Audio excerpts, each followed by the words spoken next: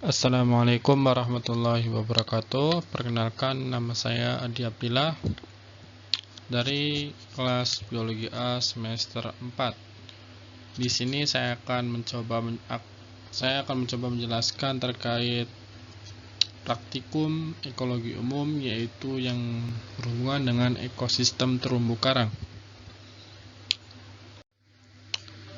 Nah, apa sih itu terumbu karang?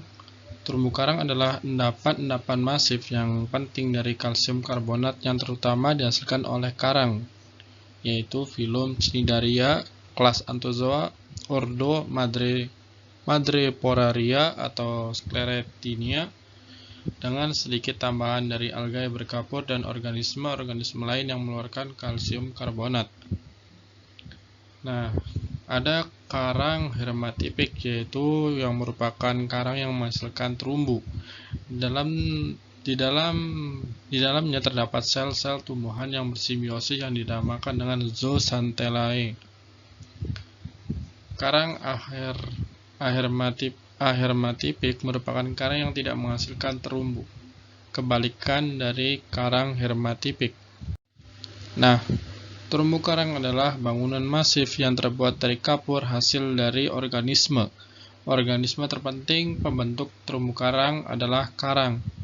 Terumbu karang sendiri mendukung sekitar 25 spesies laut, 4.000 spesies ikan, di Indonesia sekitar 1.900 spesies, 700 spesies karang, dan ribuan tumbuhan dan hewan lainnya. Nah, terumbu karang adalah sekumpulan hewan karang yang bersimbiosis dengan sejenis tumbuhan alga yang disebut zooxanthellae. Terumbu karang ini termasuk ke dalam jenis filum Cnidaria, kelas Anthozoa yang memiliki tentakel. Kelas Anthozoa tersebut terdiri dari dua subkelas, yaitu Hexacoralia atau Zoantharia dan Octocoralia, yang keduanya dibedakan secara asal-usul, morfologi, dan fisiologi. Nah, adapun bentuk-bentuk koloni dari terumbu karang yaitu berbentuk meja, otak, bercabang, spiral, dan tonggak. Nah, sesuai dengan tujuan praktikum kali ini, yaitu untuk mengetahui spesies flora dan fauna, pola interaksi yang terlihat dari video ekosistem pesisir pantai, padang lamun, dan terumbu karang. Sedangkan di sini saya akan mencoba menjelaskan pada ekosistem terumbu karang. Adapun interaksi spesies dan ekologi terumbu karang yaitu merupakan sistem yang dinamis, bertambah atau berkurang sebagai akibat interaksi yang kompleks antara berbagai kekuatan biologi dan fisik. Peranan algae dan sistem terumbu karang. Algae koralin merah yang membentuk hamparan seperti Lithohamnion sangat penting dalam memelihara keutuhan terumbu karang dengan cara meletakkan secara terus-menerus berbagai potongan kalsium karbonat menjadi satu. Nah, algae tersebut melubangi kerangka sehingga karang tersebut menyebabkan rusaknya struktur terumbu. Ekologi ikan terumbu karang. Ikan sendiri merupakan organisme yang jumlahnya terbanyak dan organisme besar yang mencolok yang dapat ditemui.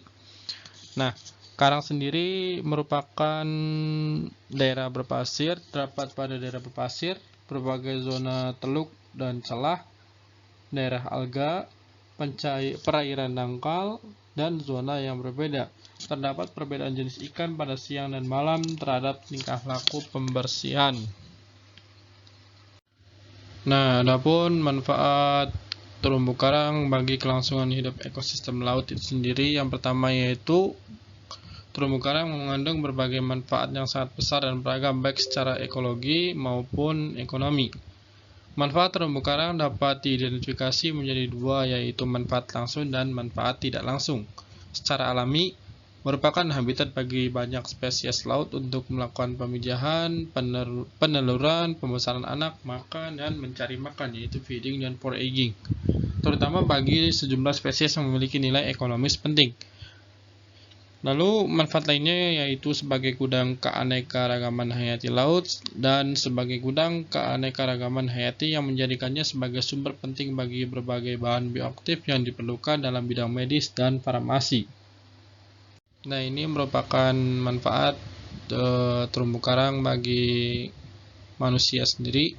Yang pertama yaitu sebagai tempat hidup ikan yang banyak dibutuhkan manusia dalam bidang pangan seperti ikan kerapu, ikan baronang, ikan ekor kuning, dan batu karang. Lalu selanjutnya sebagai tempat pariwisata. Wisatawan melihat keindahan bentuk dan warna dari terumbu karang tersebut. Lalu bisa digunakan sebagai tempat penelitian dan pemanfaatan biota perairan yang lainnya yang terkandung di dalamnya. Adapun manfaat dari terumbu karang sendiri yang pertama yaitu sebagai habitat ikan.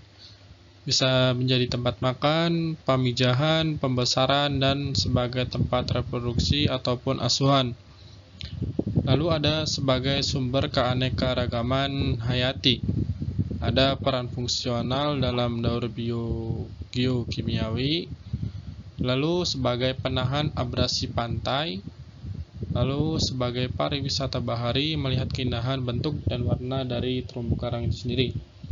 Lalu sebagai sumber bahan bioaktif farmasi dan medikal. Ada beberapa macam ancaman yang dapat mengancam terumbu karang. Yang pertama yaitu pengeboman.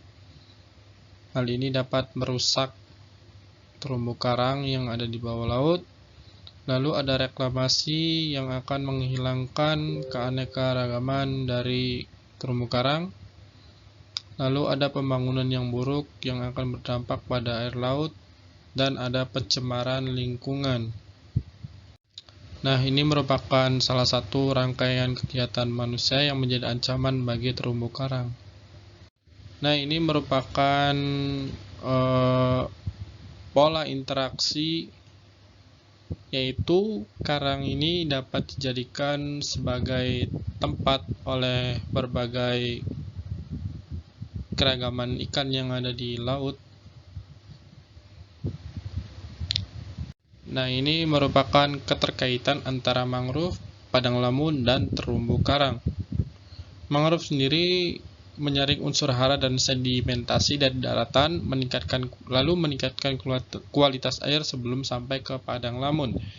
Lalu padang lamun selanjutnya menyaring unsur hara dan sedimentasi sebelum membebani terumbu karang, yaitu dengan meningkatkan kualitas air.